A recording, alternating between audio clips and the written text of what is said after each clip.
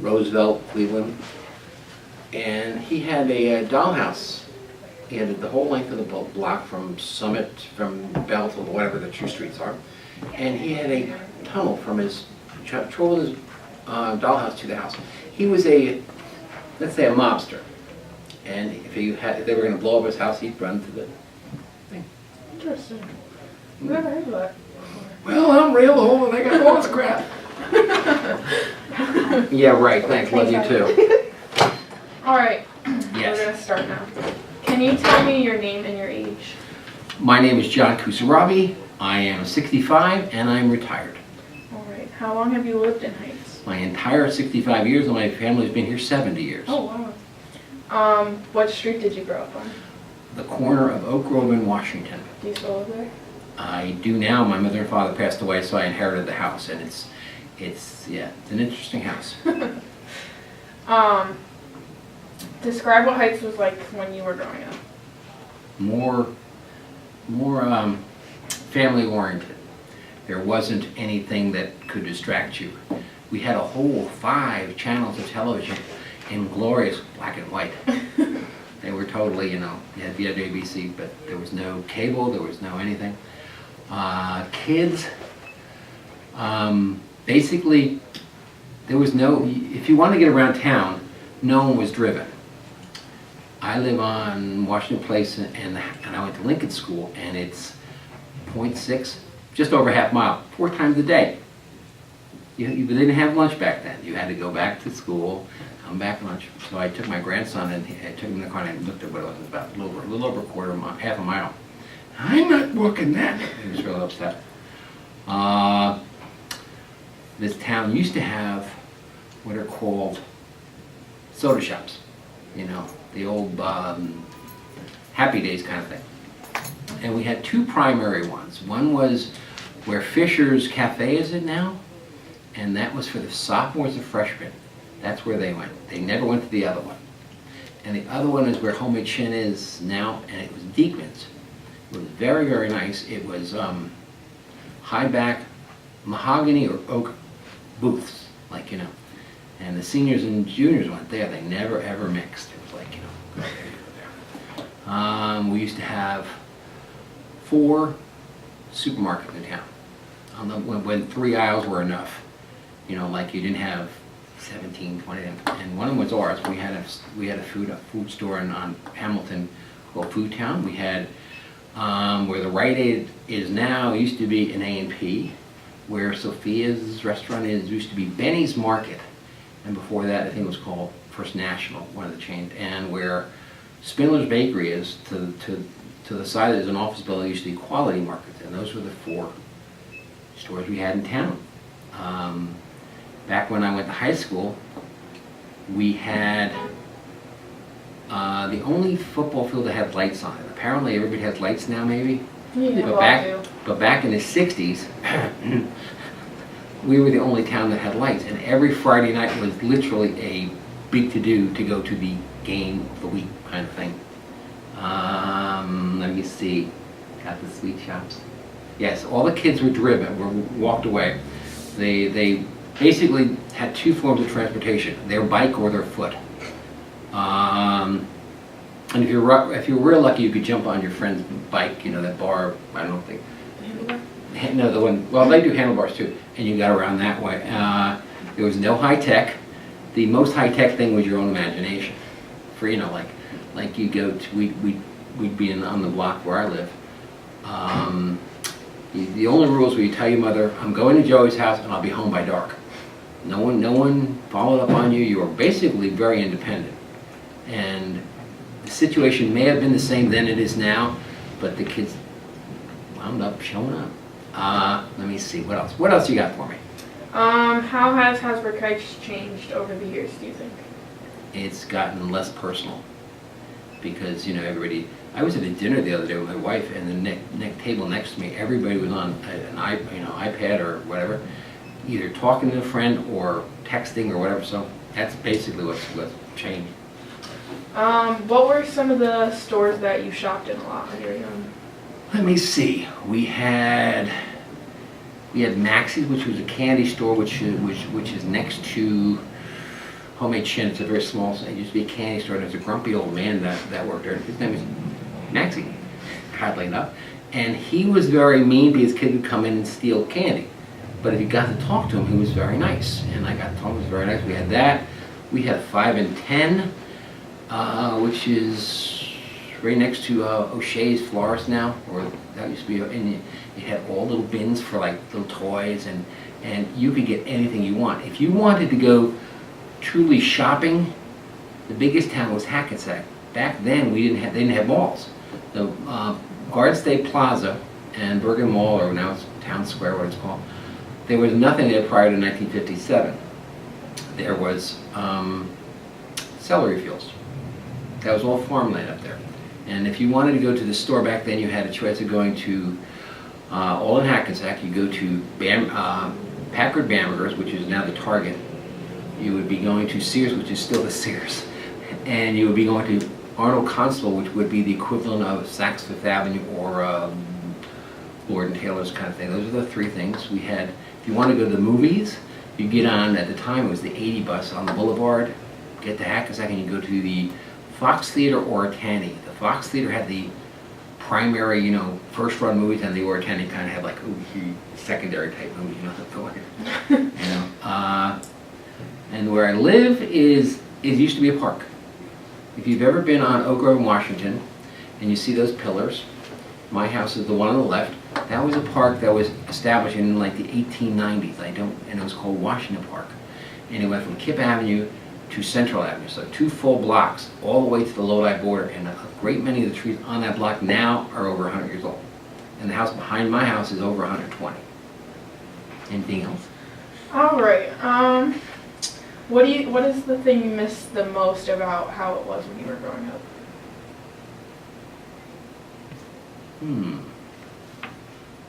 Flexibility. There was no commitment. Like, you did what you wanted, and it was, you enjoyed it more because there was less, if you know what I mean. Like, now you have so many freaking options. If you don't get it on HBO, you get it on Showtime or whatever, and now you say, oh, I can't find it at 150 channels. It was fun. Everybody, all the grown-ups looked out for all the kids. Even if they weren't your kids, they knew how to say, yeah, that's John's kid over there, and they kind of kept an eye on you. Kind of like it was an unwritten rule that they would watch the kids. They didn't have to, but they knew who I was, and oh, you're John's kid or something like that. They always knew the kids. Everybody was more into it. Now sadly, I know my next door neighbors on either side of me, but past that I don't know. When I was a kid, you would go to a house on my block. You didn't know the numbers, but you went to the Mulligan house. You went to the Christensen house, the Kugelman house. You knew the house by the people who lived there, and you played there. You go in the dirt in the backyard and play combat or, toy soldier or whatever. Now, my grandson is amazing. What do you want me to do? Play. What? Play. And unless he has a iPad or whatever, he is basically lost. He's bored because there's no imagination anymore. When we had the food town over on Hamilton, an entire carriage, shopping carriage, full of bags would have been about $40. Yeah, 40. Me, you'd have 5 or 6 bags, and it was maybe $45. The whole carriage.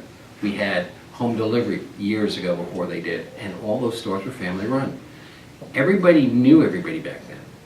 Literally, it was a really close-knit little town. We knew our customers. Benny knew his customers. Everybody knew their customers.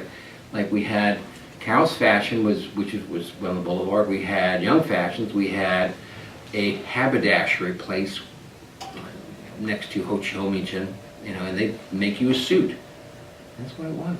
It was a lot. It's basically happy days. Everybody knew everybody. Everybody was happy. There was less worry too. Now there's so much information, you're overwhelmed, and you're kind of like, worry about this, worry about that. When we had kids, if it wasn't on the news, you didn't pay attention to it, and you were pretty well set. All right. Can you tell us about your educational experiences in the different schools you attended? Well, I went to Hasbrook Heights High School. In grammar school, I went to Lincoln, and back then where the senior citizen housing is now, used to be Franklin School, which at one time was the high school, then it became the junior high school. And the high school, when I went to high school, the new edition, I guess it's called the English edition, The English one. the English one had just been built. That's 1968, 69. And yeah, and we didn't have the gym, and our gym was, if you go up the hallway, whatever's in front of you, I don't know what it is now. It used to be the gym. The old gym. That's what it was Okay, called. it used to be the old gym. And, What was Lincoln like when you attended it there? the windows were higher than I was. It was a lot of, it was easy, you know, I don't know. Everything was scaled down to your size, but I can't tell you that. Well, no, I was they had the lavatory in the basement, and they had a grown-up lavatory, a urinal, you know, the kind of, the old kind. And I remember distinctly being in there, and I was afraid I was so small, I was afraid I was going to slide in. I was like, that's go.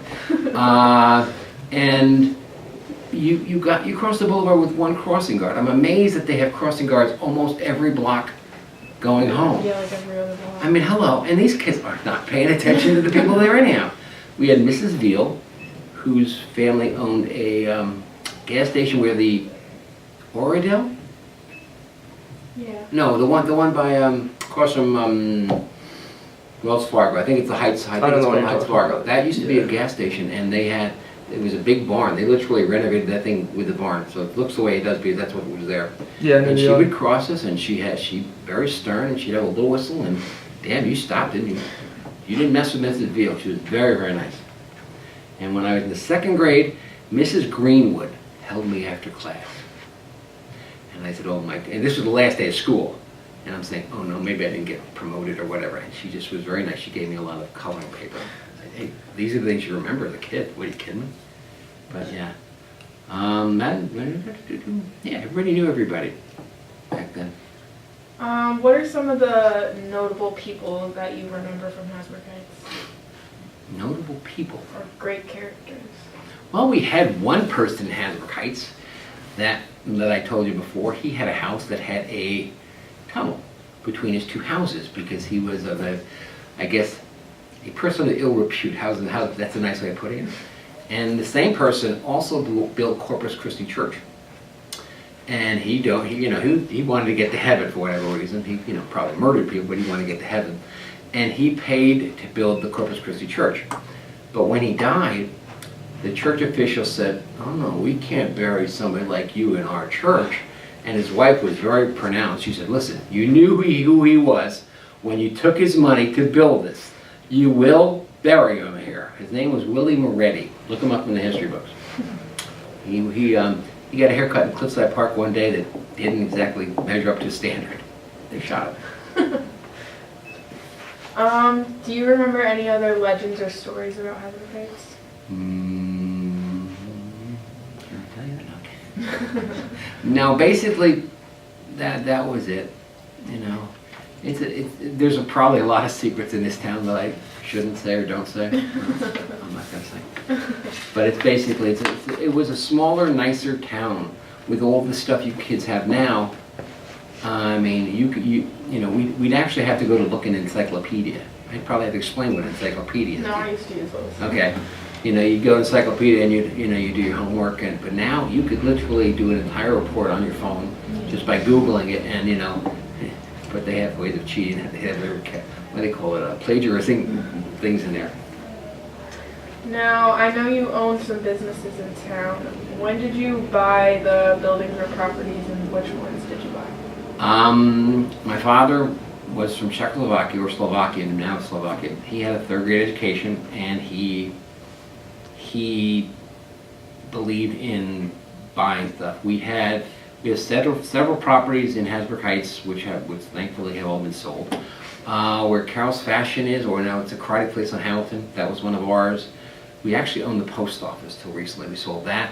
We had other properties in town. We had apartment buildings and stuff. So, but that's it. But it was all. But the supermarket was like a family-run business. Like, it's great to have a supermarket, but you had to be there, And that's when everything was priced. We actually had stampers, and still have them at home. that you actually had to price them. Like now, if you went to ShopRite or they just scanned it, the cashier had no clue. You actually had to make change. Have you ever made change? No. You know, like give me a $20 bill and then give you the 10 Oh, cents. yeah. Kids do not know how to do that. I've gotten free food because, you know, it was $17.10 and I gave them a quarter and a $20 bill. And they couldn't figure out how to make the change from that.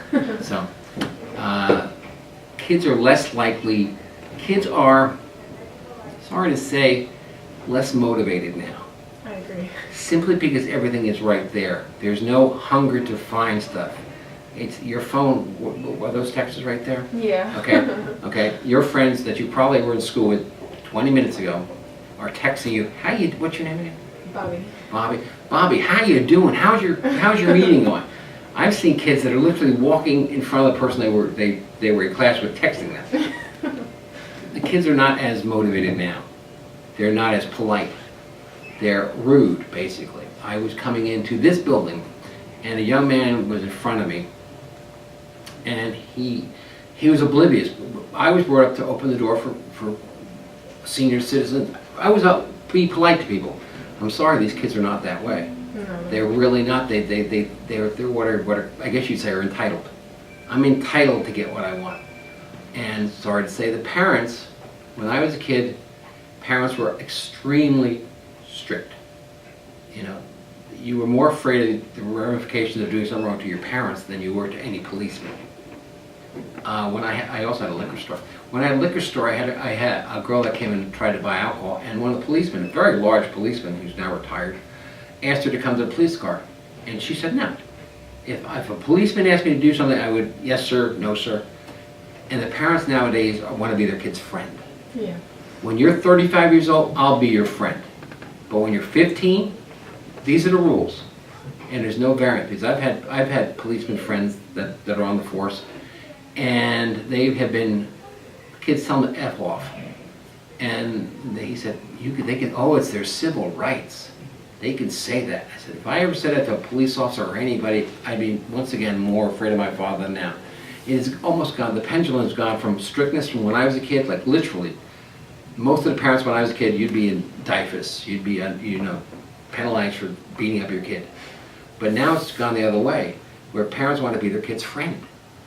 When you're 35, yeah. You're 15, no. Any other cool questions, Bobby? That's all the questions I have. Oh, but God. If you have any other stories you want to tell us, feel free. Nah. Well, actually, in the 60s, we had the marathon, the bike marathons. They were terrible. No, because you're riding a bike on asphalt, cinder blocks, cinder. Yeah. I mean, you know that that's your, do you run track or anything? No, I just play hockey, that's it. Okay, but you can imagine how that would, and you're riding around, these kids were riding around, and they had tents over by 17, and it was, I guess that's what they did back then, but they gave the kids something to do. We didn't have the internet, we didn't have all this stuff. Thank you for coming. Oh, you're quite welcome. Do you have any other questions I can answer?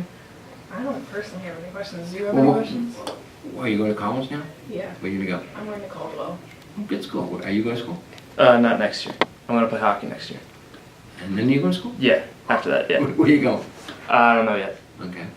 No, it's a very nice little town. It was a lot more family-oriented, like group family. Yeah. I agree. It is. It's like, and the kids, I'm sorry to say, if half these kids are mine, I'd be in trouble. Well, no, because they're rude. Yeah, They're flat out rude. They are. You know? It's a much different time. It is, but we probably had the same kind of things you did, like, the predators and the pedophiles. We probably had all that, but because they were limited. They didn't come out of the woodwork as They didn't come out of the woodwork, and there was no, like, Megan's Law or Amber Alerts back then. You might, oh, I know somebody down the street that's that way, but there was no, Yeah. it was more contained. But yeah, base thing, kids need to have a little more respect. That's it. All right. This is good. Thank you. Okay.